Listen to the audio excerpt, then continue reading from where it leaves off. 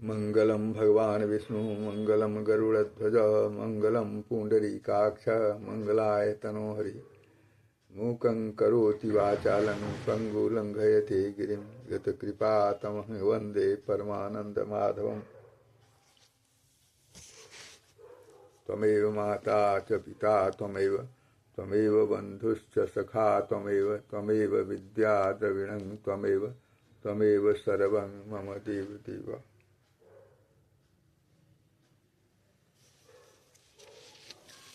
प्रिय भगवत भक्तों, मित्रों, आज आप सुनेंगे श्रीमद् भगवद गीता का 16 अध्याय 16वां अध्याय अर्थ सहित। इस अध्याय का नाम दैवासुर संपद विभाग योग नामक अध्याय भी है।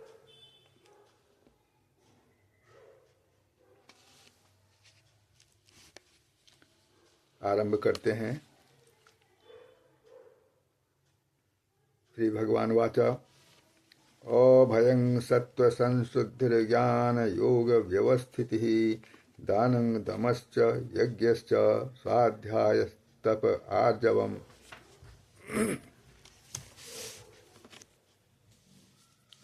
श्री भगवान बोले, भय का सर्वथा अभाव, अंतःकरण की पूर्ण निर्मलता, तत्व ज्ञान के लिए ध्यान योग में निरंतर दृढ़ स्थिति और सात्विक दान, इंद्रियों का दमन, भगवान, देवता और गुरुजनों की पूजा तथा अग्निहोत्र आदि उत्तम कर्मों का आचरण एवं वेद शास्त्रों का पठन पाठन तथा भगवान के नाम और गुणों का कीर्तन, स्वधर्म पालन के लिए कष्ट सहन और शरीर तथा इंद्रियों के सहित अंतःकरण की सरलता।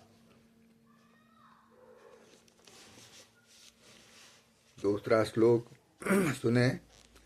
अहिंसा सत्यम क्रोधस्त्यागः शांतिरपैशुनम दया भूतेष्वलोलुप्त्वं मार्दवम रीरचापलम। मन, वाणी और शरीर से किसी प्रकार भी किसी को कष्ट न देना, यथार्थ और प्रिय भाषण, अपना अपकार करने वाले पर भी क्रोध का न होना, कर्मों में कर्तापन के अभिमान का त्याग, अंतःकरण की उपरति अर्थात चित्त की चंचलता का अभाव, किसी की भी निंदा आदि न करना, सब भूत प्राणियों में हेतु रहित दया, इंद्रियों का विषयों के साथ संयोग होने पर भी उनमें आसक्ति का न होना, कोमलता, लोक और शास्त्र से विरुद्ध आचरण में लज्जा और व्यर्थ चेष्टाओं का अभाव।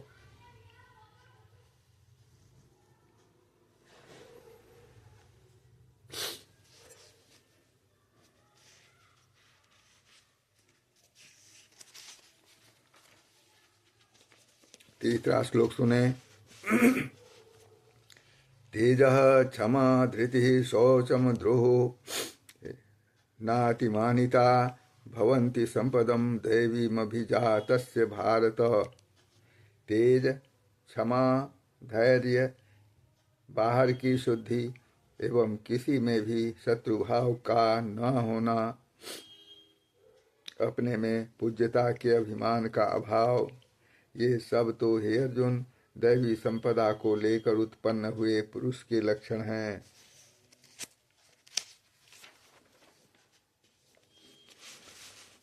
दंभो दर्पो अभिमानश्च क्रोधः पारुष्यमेव च अज्ञानं चाभिजातस्य पार्थ संपदमासुरीम्। हे पार्थ, दंभ, घमंड और अभिमान तथा क्रोध, कठोरता और अज्ञान भी, ये सब आसुरी संपदा को लेकर उत्पन्न हुए पुरुष के लक्षण हैं।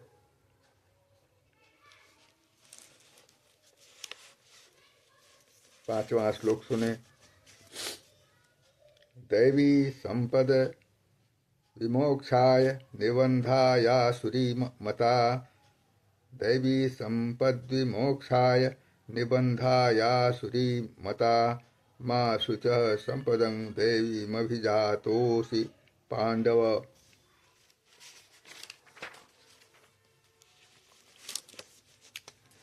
दैवी संपदा मुक्ति के लिए और आसुरी संपदा बांधने के लिए मानी गई है। इसलिए हे अर्जुन, तू शोक मत कर, क्योंकि तू दैवी संपदा को लेकर उत्पन्न हुआ है। छठा श्लोक सुने। द्वौ भूत सर्गौ लोकेस्मिन् दैव आसुर एव च। दैवो विस्तरशः प्रोक्त आसुरं पार्थ मे शृणु।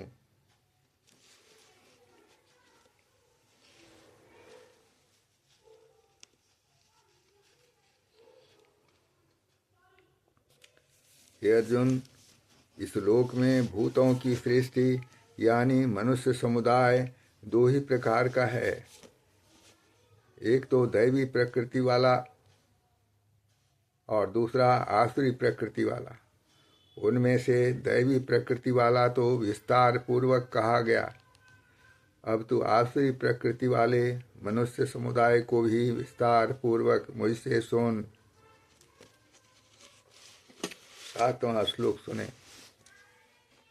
प्रवृत्तिं च निवृत्तिं च जना न विदुरासुराः। न शौचं नापि चाचारो न सत्यं तेषु विद्यते।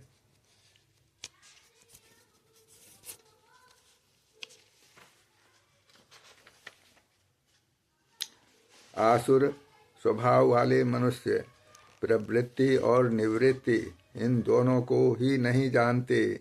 इसलिए उनमें न तो बाहर भीतर की शुद्धि है, न श्रेष्ठ आचरण है और न सत्य भाषण ही है। असत्यम अप्रतिष्ठम ते जगदाहुरणीश्वरम अपरस्पर संभूतं किमन्यत काम हेतुकम।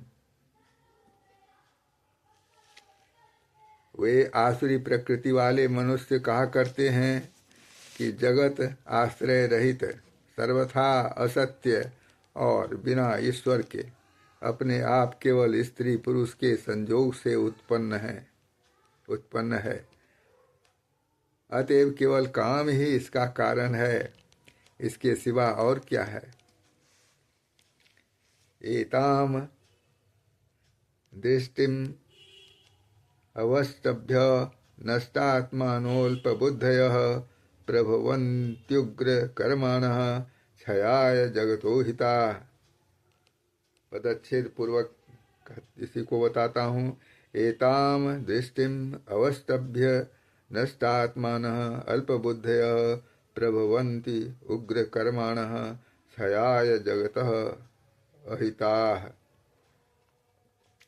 इस मिथ्या ज्ञान को अवलंबन करके जिनका स्वभाव नष्ट हो गया है तथा जिनकी बुद्धि मंद है, वे सबका अपकार करने वाले क्रूर कर्मी मनुष्य केवल जगत के नाश के लिए ही समर्थ होते हैं। 10वां श्लोक सुनाता हूँ। काममाश्रित्य दुष्पूरं दम्भमानम दान्विता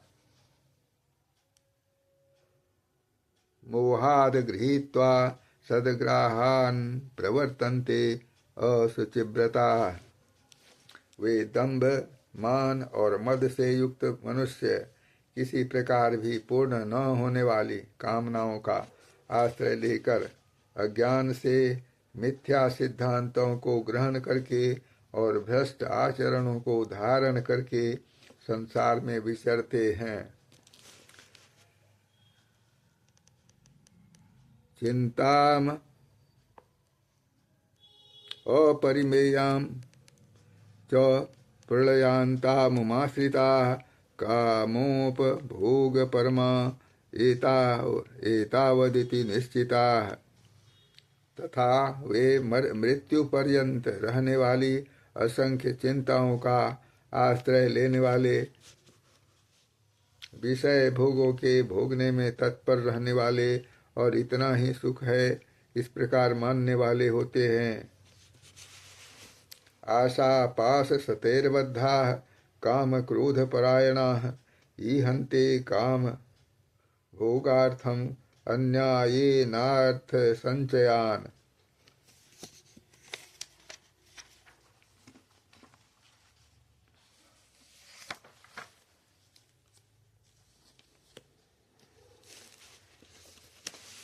वे आशा की सैकड़ों फांसियों से बंधे हुए मनुष्य काम क्रोध के परायण होकर विषय भोगों के लिए अन्याय पूर्वक धनादि पदार्थों को संग्रह करने की चेष्टा करते रहते हैं। इदमद्य मया लब्धमिमं प्राप्से मनोरथम इदमस्तीदमपि मे भविष्यति पुनर्धनम। वे सोचा करते हैं कि मैंने आज यह प्राप्त कर लिया है और अब इस मनोरथ को प्राप्त कर लूंगा। मेरे पास यह इतना धन है और फिर भी यह हो जाएगा। असो मया हतः शत्रुर्हनिष्ये चापरानपि ईश्वरोऽहं भोगी सिद्धोऽहं बलवान सुखी। वह शत्रु मेरे द्वारा मारा गया और दूसरे शत्रुओं को भी मैं मार डालूंगा। मैं ईश्वर हूँ, ऐश्वर्य को भोगने वाला हूँ, मैं सब सिद्धियों से युक्त हूँ और बलवान तथा सुखी हूँ।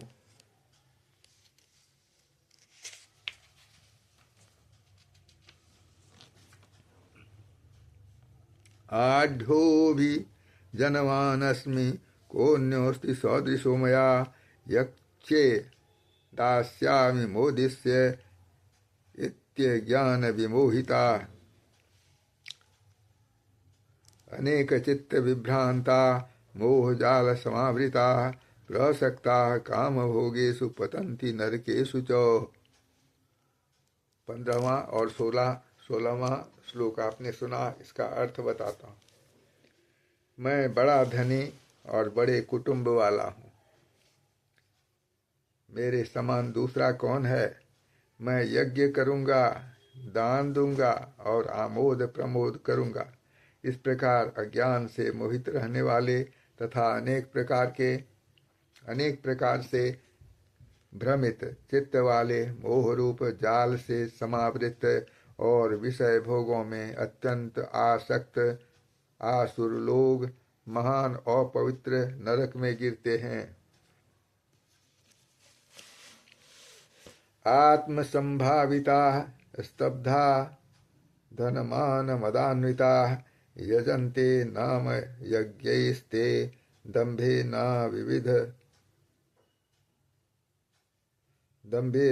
अविधि पूर्वकम।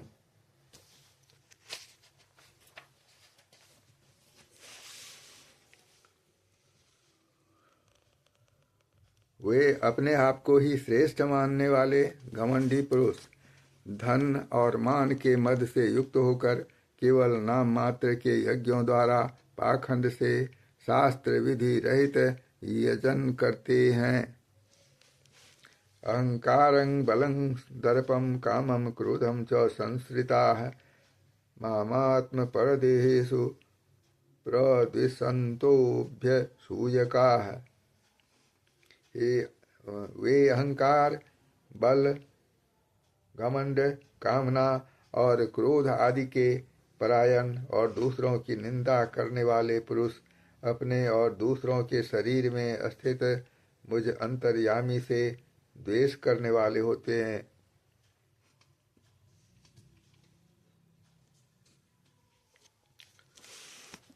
19वां श्लोक सुने। तानहं द्विषतः क्रूरान् संसारेषु नराधमान् क्षिपाम्य अजस्र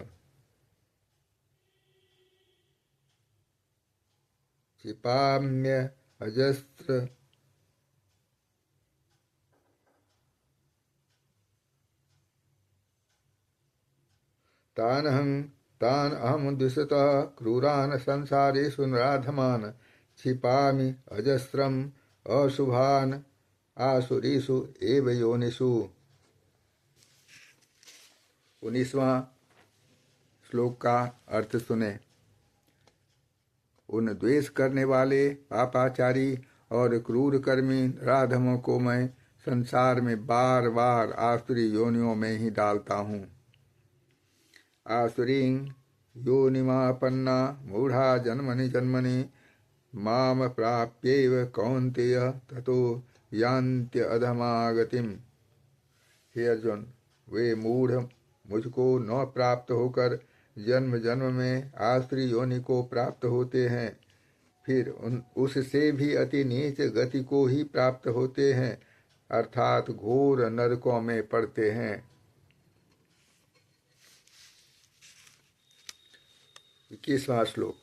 त्रिविधं नरकस्येदं द्वारं नाशनमात्मनः कामः क्रोधस्तथा लोभस्तस्मादेत त्रयं त्यजेत। काम, क्रोध तथा लोभ, ये 3 प्रकार के नरक के द्वार आत्मा का नाश करने वाले अर्थात उनको अधोगति में ले जाने वाले हैं। अतएव इन तीनों को त्याग देना चाहिए। इसे पुनः कहता हूँ, इस अर्थ को। काम, क्रोध तथा लोभ, ये 3 प्रकार के नरक के द्वार आत्मा का नाश करने वाले अर्थात उसको अधोगति में ले जाने वाले हैं। अतएव इन तीनों को त्याग देना चाहिए। एतैर्विमुक्तः कौन्तेय तमोद्वारैस्त्रिभिर्नरः आचरत्यात्मनः श्रेयस्ततो याति परां गतिम्। हे अर्जुन, इन तीनों नरक के द्वारों से मुक्त पुरुष अपने कल्याण का आचरण करता है, इससे वह परम गति को जाता है, अर्थात मुझको प्राप्त हो जाता है। यह शास्त्र विधिम उत्सृज्य वर्तते कामकारतः न स सिद्धिम वाप्नोति न सुखं न परां गतिम्। 23वां श्लोक आपने सुना, अर्थ सुने। जो पुरुष शास्त्र विधि को त्याग कर अपनी इच्छा से मनमाना आचरण करता है, वह न तो सिद्धि को प्राप्त होता है, न परम गति को और न सुख को ही।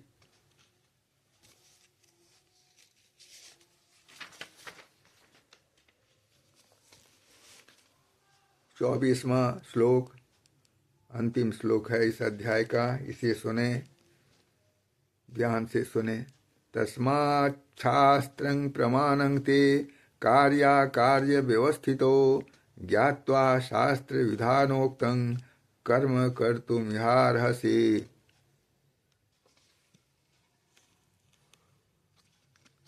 इससे तेरे लिए इस कर्तव्य और कर्तव्य की व्यवस्था में शास्त्र ही प्रमाण है। ऐसा जानकर तू शास्त्र विधि से नियत कर्म ही करने योग्य है। यह आपने 24वां अंतिम श्लोक सुना अर्थ सहित। ओम तत्सदिति श्रीमद्भगवद्गीतासूपनिषत्सु ब्रह्म विद्यायाम योग शास्त्रे श्री कृष्णार्जुन संवादे दैवासुर संपद विभाग योगो नाम षोडशो अध्यायः।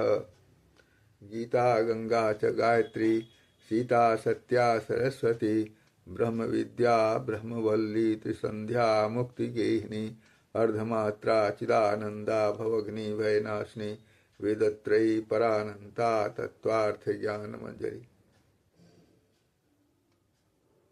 आपने भगवत कृपा से श्रीमद् भगवद गीता का 16वां अध्याय अर्थ सहित सुना। अगले दिन हम लोग 17वां अध्याय सुनेंगे।